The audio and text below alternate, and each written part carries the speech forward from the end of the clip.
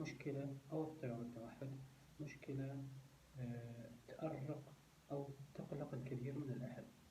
راح نحكي بداية عن أهم العلامات والأعراض اللي ممكن تظهر مبكرة على الطفل وتشير لنا إلى إمكانية وجود اضطراب التوحد اللي على أساسه نراجع به طبيب المختص أو طبيب الأطفال. أول هاي العلامات هو أنه لديه صعوبة بالتعبير عن احتياجاته عن طريق الصوت، لذلك يستخدم الإيماءات.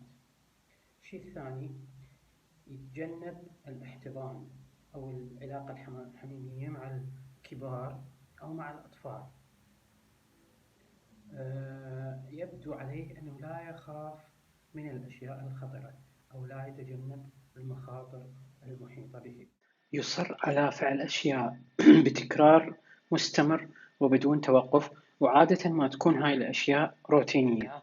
علامات التطور سواء كانت حركية مثل الزحف أو المشي أو الجلوس المستقر، أو اللغوية مثل اللغة البسيطة أو لغة الكلمات أو الجمل، لا يصل إلى علامات التطور هاي بالوقت المناسب لعمره مثل بقية الأطفال. المبالغة بالإحساس بالألم، أو على العكس عدم الاهتمام بالإحساس بالألم، أو في بعض الأحيان يظهر ردات فعل غير مناسبة للحدث، مثلا يضحك بصوت عالي أو بشكل هستيري، يضحك أو ضحك غريب على مواقف لا تستحق الضحك، أو تكون ردة الفعل عليها أشياء أخرى غير ضحك.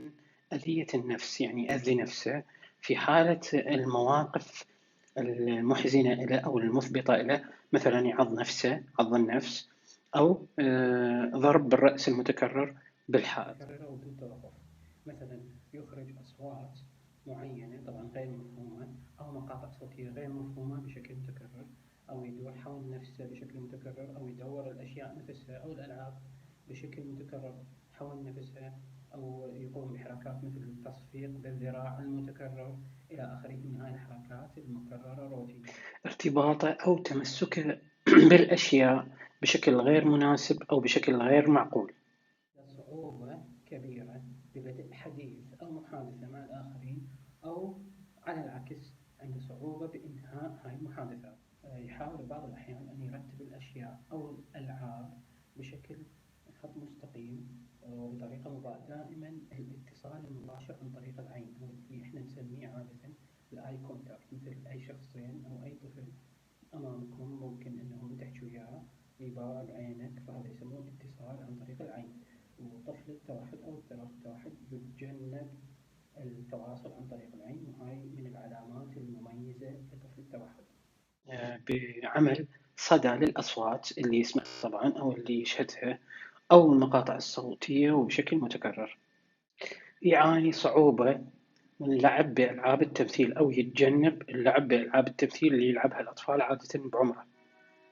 طريقة غير ملائمة للعب بالألعاب، مثلا إذا سيارة يقلبها على ظهرها بدل ما يخليها تمشي على القاع، وهكذا، يعني يغير طريقة اللعب باللعبة. يبالغ جدا بردة فعله تجاه لمسه أو لمس جسمه، أو بالعكس في بعض الأحيان ما يهتم تماما باللمس. المشاهدين والمتابعين ومراجعين الكرام، هذه بالحقيقة كانت أهم العلامات المبكرة اللي تظهر على طفل اضطراب التوحد.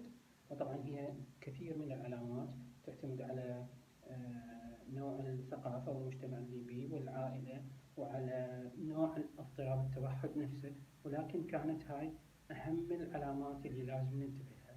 شكرا جزيلا على استماعكم، نلتقيكم بفيديو آخر. أتمنى تكونوا استفادتم من الفيديو، والصحة والسلامة للجميع.